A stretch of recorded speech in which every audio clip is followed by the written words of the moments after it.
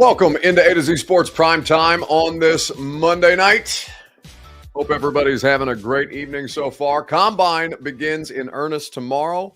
We're going to have a great time in Indianapolis. I know you guys are going to enjoy all the content that we're producing up there. We'll do some live shows up there as well. We'll do the radio show up there all week. It will be a fun time had by all.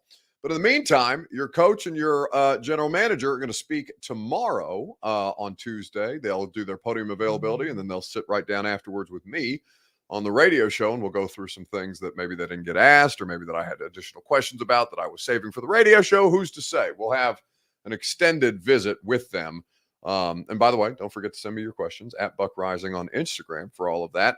So what are the most important questions that the two of them need to answer this week? We'll get to that. We'll get to some new information on Derrick Henry that came out about his status at the trade deadline and how it is that he came to remain with the Titans. And that'll be the Monday night show. Always appreciate when you guys share the broadcast around on Facebook, YouTube, Twitter, and on Twitch. Wherever you are spending your time with us, we would be grateful if you would invite some more friends to hang out with us. If you're on Twitter, please retweet it in the bottom right-hand corner of your screen. If you're on Facebook Live, you can share. You can share now to public.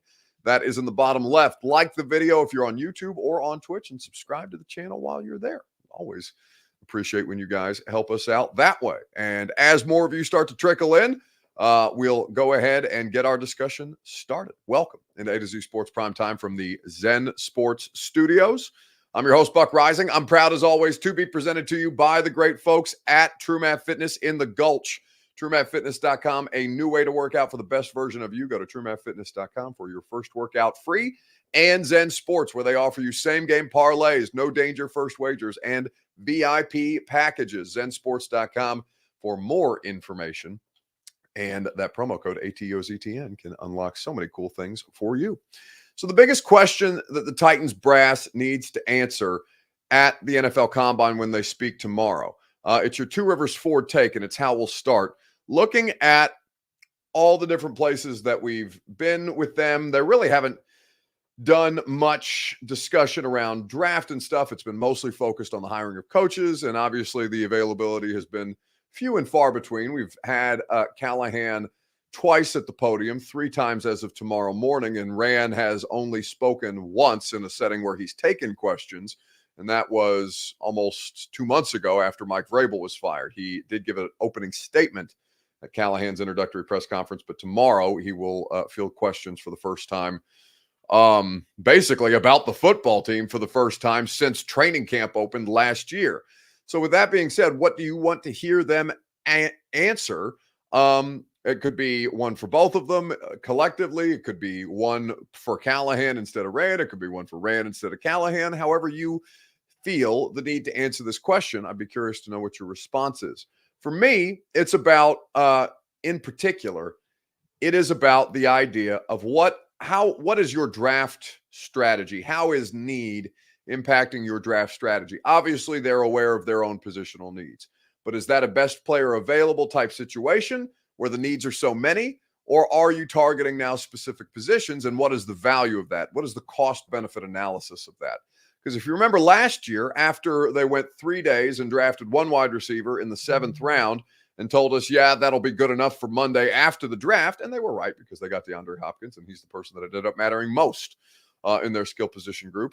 Rand Carthon gave a quote that I still think, I don't want to say irked some people, irked some Titans fans, but given the level of urgency that you all, for example, placed on the wide receiver position and the lack of urgency in which they addressed it until Hop signed, in July, this quote from Rand Carthon, I think, left people a little bit rankled. The dice, playing the ball. That's what we're doing. We're going to take the best available player in the 5th round. We hope that it's a receiver because we're going to continue to address our needs. And if we take a receiver in the 5th round, it's a player that we feel can contribute to our team. Like Coach said, it's players that have come into this league that have performed at high levels in all rounds of the draft. So we don't look at it as a 5th round guy that's not going to be able to come in here and contribute. Everybody that we bring here will have the opportunity to earn it on the grass. So that is Rand Carthon after last year's first round, after they drafted Peter Skoronski. Roll the dice, play the board, is the strategy. And that will probably continue to be the strategy, right? You're looking at a situation for the Titans where they have needs. It's not just left tackle, right? It's wide receiver, it's corner, it's edge rusher, it's interior defensive line. I could make the argument that they still need something more reliable at the tight end position. Now, Brock Bowers would probably be the only thing that supersedes Chig or Wiley with where they're at right now, but still, they have so many needs that you can draft best player available and still address a need in the meantime. But I'd be curious to see how both of those gentlemen answer that question in particular. A to Z Sports Primetime is made possible by TrueMath Fitness in the Gulch. Go to TrueMathFitness.com for your first workout free as a Middle Tennessee resident. No workout ever recycled or repeated. TrueMath Fitness has you covered. They're going to answer a lot of questions. What do they have archetypes for each position? Certain standards that they're not willing to make exceptions for? What is the rule for exceptionalism? Whether that's, for example, Roger McCreary and shorter arms, Skoronski and questions about his length. How do they view Peter Skoronski? Carthon, after Vrabel got fired, largely or seemed to hint at the idea that they would continue to play him at left guard. I know Callahan is on record as a Bengals offensive coordinator saying the same thing, that he thought of Skoronski more as a guard than a tackle. But that certainly is not a question that Callahan has been asked or answered just yet. And I would like to, I think that does inform how they'll go about this if they have given any additional consideration, given what the draft looks like, to moving Peter. Or could they wait until after the draft is concluded and see whether Skoronski makes the most sense at left tackle or left guard after that? Maybe they're just married to the idea that Skoronski is a guard, and that's the way that the larger NFL draft population views him from the start, even though the cries for him to move to left tackle after your left tackle play was so bad here continued to get louder and louder. They really stuck to their guns on that and were entrenched in the position that he needs to learn guard. His best spot for the Titans is going to be on the interior. So while they're considering all these things, they will need to bring in an additional running back. And it doesn't sound like that running back is going to be Derrick Henry. The question that I want to ask you guys in relating to Derrick Henry is this: on Facebook, YouTube, Twitter, and on Twitch in the comment section. Where is it most likely that what is the most likely landing spot for Derrick Henry in 2024?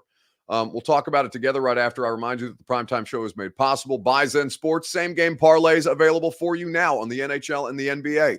Up to $1,000 on your no danger first wager when you bet in the Zen Sports app using that promo code ATOZTN. They are there to help you. So many great odds boosts and promotions. VIP Zen Sports Play, if it is up to par, for VIP consideration with all kinds of great perks and comps and free bets and things of that nature. You can submit yourself for VIP Zen Sports consideration at zensports.com/VIP. Terms and conditions do apply. Gambling problem? Call the Tennessee Red Line, 1-800-889-9789. Must be 21 or up in Tennessee to bet. So where is Derrick Henry's most likely landing spot in 2024? It's pretty interesting to hear this discussion courtesy of Pro Football Focus. Ari Myrov, My Sports Update is the Twitter account. Lent some credence to the idea that ownership may have come in and say, no, don't trade Derrick Henry for whatever they might have been considering trading Derrick Henry for. You guys remember that I reported that the Ravens were the team most interested in Derrick Henry at the time. That deal was apparently very real and very much on the table. And at some point, somebody stepped in to the extent of, well, it's not worth what we would lose what we would get back is not what we would lose in terms of fan engagement in a bad season and ticket sales, frankly, merch sales, frankly, if we move Derrick Henry at the time of the NFL trade deadline, which is what they discussed on Pro Football Focus. Today we're talking Tennessee Titans free agent running back Derrick Henry hitting the open market. Ari, what's going on with Derrick Henry? Well, I want to give love to Derrick Henry first of year. This guy actually got extended for 4 years and actually played through all 4 years and even got a pay raise during that 4 years extension. People usually after 2 years get cut when it comes to running backs.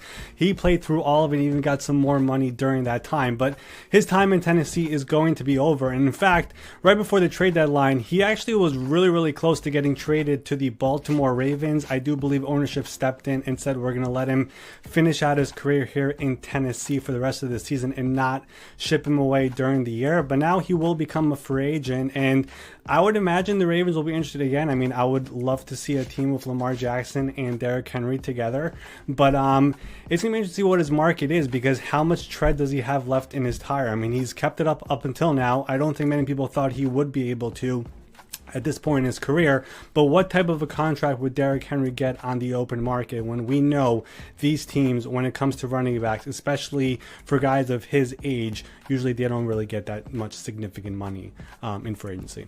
I mean, Ari just outlined it all there, right? Derrick Henry is already breaking all of the rules that you normally apply to running backs. He's got way more workload in his career. Not just NFL, but college, high school. There's way more of a workload than you usually get from running backs. He's past the age where you want to give them money. He's already kind of broken rules in terms of the last contract that he signed. Everything about him, if he was just a normal running back, you would say, buyer beware, don't even go near it, don't even think about giving that guy a big contract.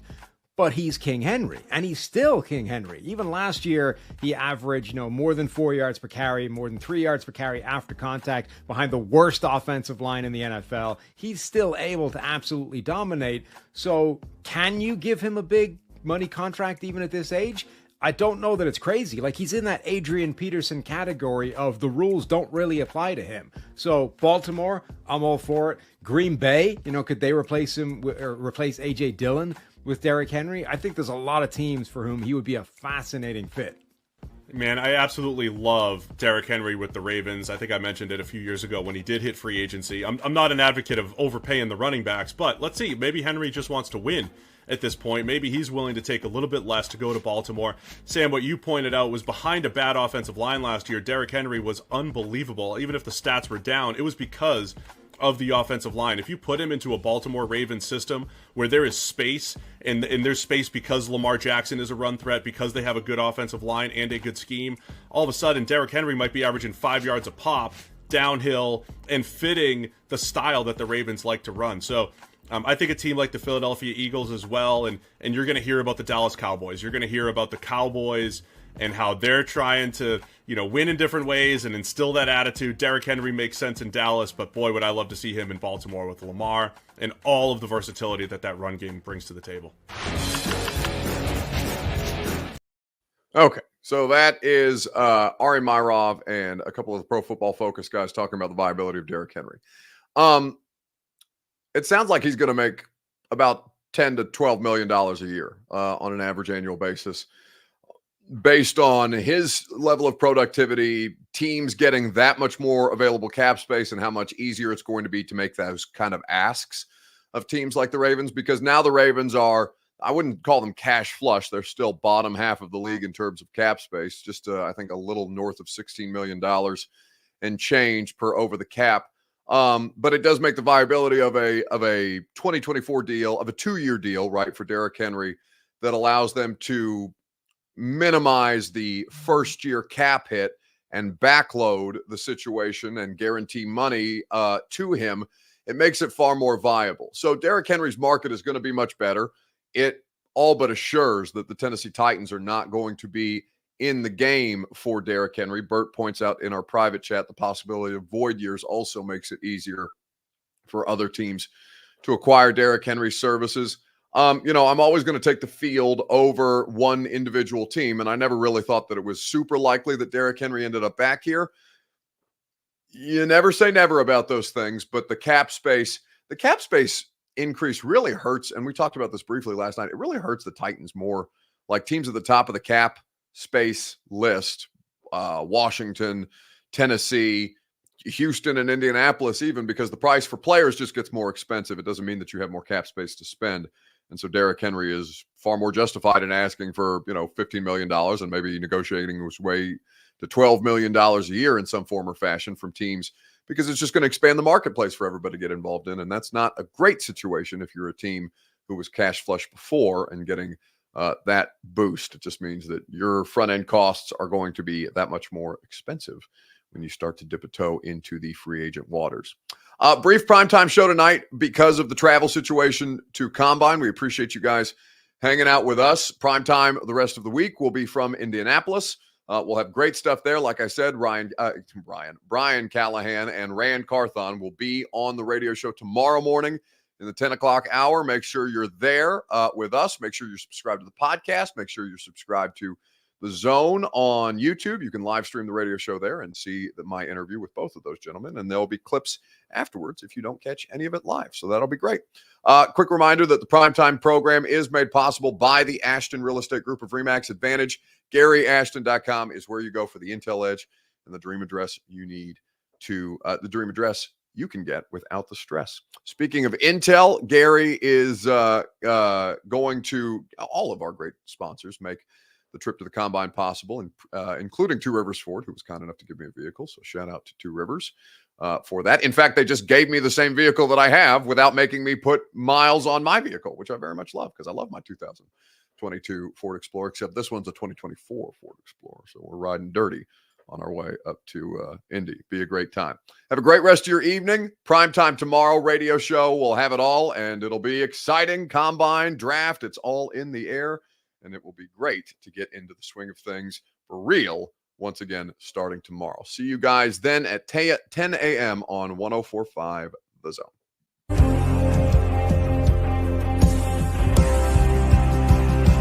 This is our Colts. This is our team. We bleed blue. This is our Colts. Whether win or lose, we love them. For the shoe, beat the Titans. Let the world hear us now. This is our team. Go Colts.